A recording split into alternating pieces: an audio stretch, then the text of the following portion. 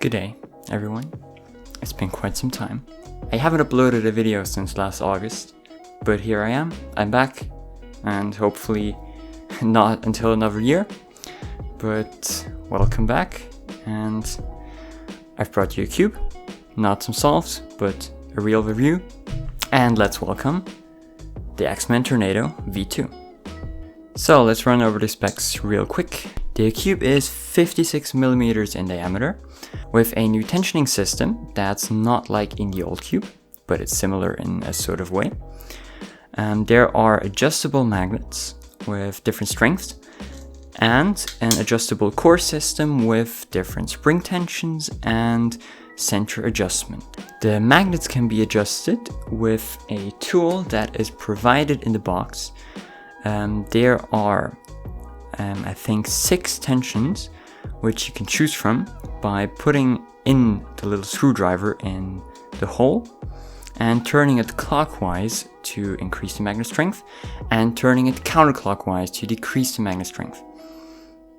I have my cube on the second strongest tension because I found that the strongest tension was a little bit too harsh for my taste.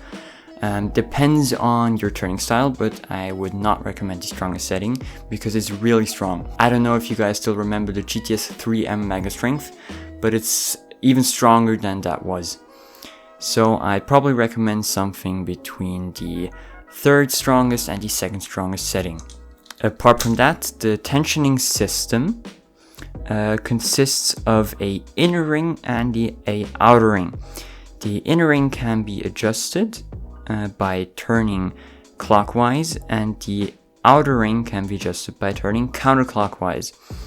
As you can see, there is a little hole here which indicates the first setting, and the outer ring indicates the second setting, which can be determined by the little line that's located on the centerpiece.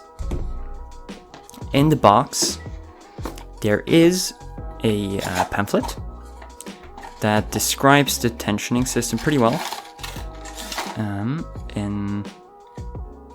There's also an instruction template. As you can see, the innermost number refers to the distance from the centerpiece, so the tension, and the outer ring refers to the spring tension. So I got my cube on tension 2 and 2, which is the second strongest spring tension and the second strongest center distance. I chose the setting because the cube feels too blocky on a tighter setting and too loose on a looser setting.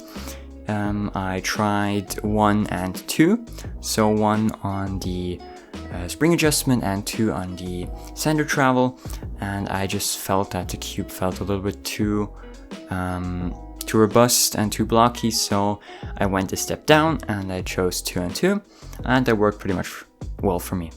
So from a looping perspective, I put some Traxxas 50K in there, nothing else, because the cube is actually a maglev cube, which doesn't require any loop in the centerpieces, and that's why I just put some Traxxas 50K on the pieces to give it a little bit of a slower feeling, because the cube is quite fast out of the box.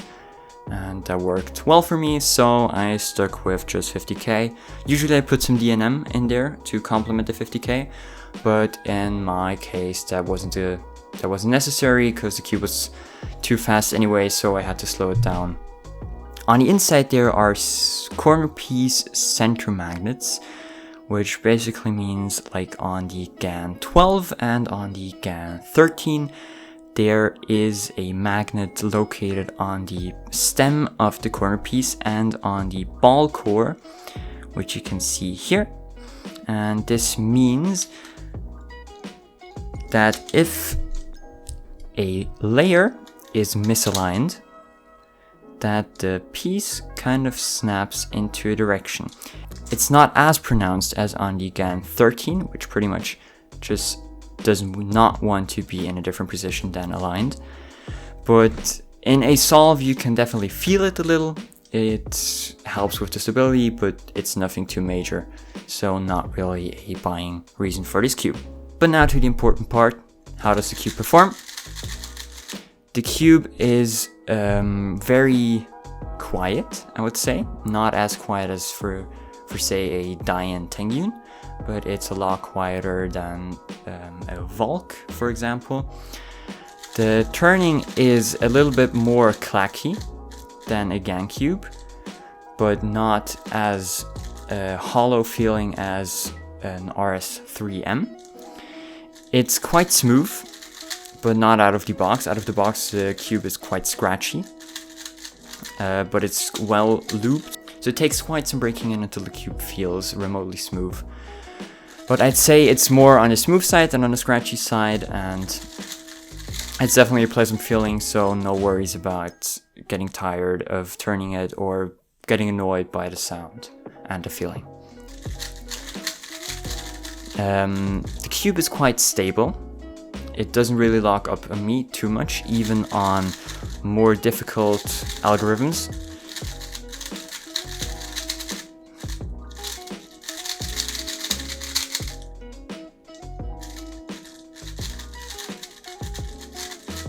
And it just performs amazingly, to be honest. I've heard from a lot of people that they are maining this cube after just some time. I was skeptical at first. My main has been the Usual Little Magic V2, which is more of a blocky and a clacky feeling cube. So this cube was quite something different compared to my main cube.